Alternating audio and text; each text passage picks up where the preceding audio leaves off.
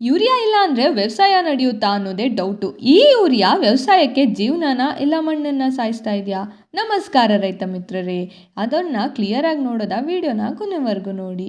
ಈ ಯೂರಿಯಾನ ಮೊದಲು 1773ರಲ್ಲಿ ಮನುಷ್ಯನ ಮೂತ್ರದಲ್ಲಿ ಕಂಡುಹಿಡಿತಾರೆ. ಆಮೇಲೆ ನಿಧಾನವಾಗಿ 1828ರಲ್ಲಿ ಪ್ರಾಪರಾಗಿ ಲ್ಯಾಬಲ್ಲಿ ಕಂಡುಹಿಡಿತಾರೆ.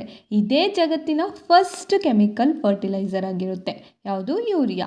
ನಮ್ಮ ಇಂಡಿಯಾಗೆ ಅದು ಯಾವಾಗ ಬಂತು ಗೊತ್ತಾ? 1960ರಲ್ಲಿ. ಅಂದರೆ ಹಸಿರು ಕ್ರಾಂತಿ ಬಂತಲ್ಲ, ಆ ಸಮಯದಲ್ಲಿ ಬಂತು. ಅದಕ್ಕೆ ಮೊದಲು ನಮ್ಮ ವ್ಯವಸಾಯ ಹೇಗಿತ್ತು? ಹಸುವಿನ ಸಗಣಿ, ಹಸುವಿನ ಗಂಜಲ ಮತ್ತು ಸಾವಯವ ಗೊಬ್ಬರನ ಯೂಸ್ ಮಾಡಿಕೊಂಡು ವ್ಯವಸಾಯನ ಮಾಡ್ತಿದ್ರು. ಅದು ಸರಿ, ಯೂರಿಯಾ ಅಂದರೆ ಏನು? ಅದು ಒಂದು ನೈಟ್ರೋಜನ್ ಗೊಬ್ಬರ, ಕೆಮಿಕಲ್ ಫರ್ಟಿಲೈಸರ್. ಇದರಲ್ಲಿ ಟೋಟಲ್ 46% ನೈಟ್ರೋಜನ್ ಇದೆ. ಬೇರೆ ಫರ್ಟಿಲೈಸರ್ನ ಕಂಪೇರ್ ಮಾಡಿದ್ರೆ ನೈಟ್ರೋಜನ್ ಕಂಟೆಂಟು ಇದರಲ್ಲಿ ಜಾಸ್ತಿ. ಅದರಿಂದ ಇದನ್ನು ಹಾಕಿದ್ಮೇಲೆ ಗಿಡ ಫುಲ್ಲು ಹಸಿರು ತಿರುಗುತ್ತೆ. ನಾವು ಗಿಡಕ್ಕೆ ಅಂತ ಯೂರಿಯಾ ಹಾಕ್ತೀವಿ, ಆದರೆ ಅದು ಡೈರೆಕ್ಟ್ ಗಿಡಕ್ಕೆ ಹೋಗಲ್ಲ. ಅಲ್ಲೊಂದು ಪ್ರೋಸೆಸ್ ನಡೆಯುತ್ತೆ. ಅಂದರೆ ಮಣ್ಣಲ್ಲಿ ಇರೋ ಬ್ಯಾಕ್ಟೀರಿಯಾಸ್ ಎಲ್ಲ ಈ ಯೂರಿಯಾ ಕುಕ್ ಮಾಡಿ ನೈಟ್ರೇಟಾಗಿ ಚೇಂಜ್ ಮಾಡುತ್ತೆ. ಈ ನೈಟ್ರೇಟ್ನ ಈ ಗಿಡಗಳು ತಗೊಳುತ್ತೆ.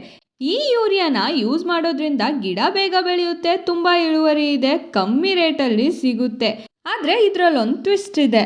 ನೀವು ಇದನ್ನು ಜಾಸ್ತಿ ಯೂಸ್ ಮಾಡೋದ್ರಿಂದ ಮಣ್ಣಿನ ಫಲವತ್ತತೆ ಫುಲ್ಲು ಕಡಿಮೆ ಆಗುತ್ತೆ ಮತ್ತು ಬ್ಯಾಕ್ಟೀರಿಯಾ ಎಲ್ಲ ನಾಶ ಆಗುತ್ತೆ.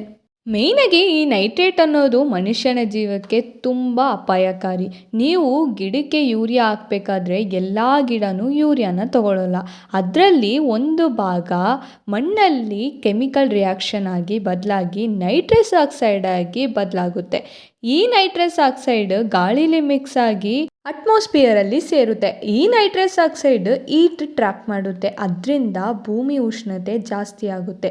ಈ ನೈಟ್ರಸ್ ಆಕ್ಸೈಡ್ ಪವರ್ ಕಾರ್ಬನ್ ಡೈಆಕ್ಸೈಡ್ಗಿಂತ 300 ಪಟ್ಟು ಜಾಸ್ತಿ ಅಂತಾರೆ. ಅಂದರೆ ಸ್ವಲ್ಪ ಇರೋ ನೈಟ್ರಸ್ ಆಕ್ಸೈಡ್ ಜಾಸ್ತಿ ಇಂಪ್ಯಾಕ್ಟ್ನ ಕ್ರಿಯೇಟ್ ಮಾಡುತ್ತೆ. ಇವಾಗ ಪ್ರಾಬ್ಲಮ್ ಏನು ಗೊತ್ತಾ? ಮಣ್ಣು ಯೂರಿಯಾಗೆ ಅಡ್ಜಸ್ಟ್ ಆಗಿಬಿಟ್ಟೈತೆ. ಯೂರಿಯಾನ ಹಾಕಲಿಲ್ಲ ಅಂದರೆ ಬೆಳೆ ಕಡಿಮೆ ಆಗುತ್ತೆ ಅನ್ನೋ ಥಾಟು. ಆದರೆ ಇನ್ನೊಂದು ನಿಜ ಏನು ಗೊತ್ತಾ? ಆರ್ಗ್ಯಾನಿಕ್ ಅಗ್ರಿಕಲ್ಚರ್ಗೆ ಯೂರಿಯಾ ಏನು ಬೇಕಾಗಿಲ್ಲ. ನಿಮ್ಮ ಮಣ್ಣಿಗೆ ಕೇಳಿ ಯೂರಿಯಾ ಬೇಕಾ ಬೇಡವಾ ಅಂತ. ಅಂದರೆ ಸಾಯಿಲ್ ಟೆಸ್ಟ್ ಮಾಡಿ ಅದರಲ್ಲಿ ಆರ್ಗ್ಯಾನಿಕ್ ಕಾರ್ಬನ್ ಹೇಗಿದೆ ಅಂತ ನಿಮಗೆ ಗೊತ್ತಾಗುತ್ತೆ. ಆದಷ್ಟು ಸಾವಯವ ಕೃಷಿಗೆ ಬದಲಾಗೋಣ. ಕೆಮಿಕಲ್ನ ಯೂಸ್ ಮಾಡೋದನ್ನ ಕಡಿಮೆ ಮಾಡೋಣ. ಇವತ್ತಿನ ವಿಡಿಯೋ ಇಷ್ಟ ಆದರೆ ಲೈಕ್ ಮಾಡಿ, ಮರೆಯದೆ ಫಾಲೋ ಮಾಡ್ಕೊಳ್ಳಿ. ಬಾಯ್.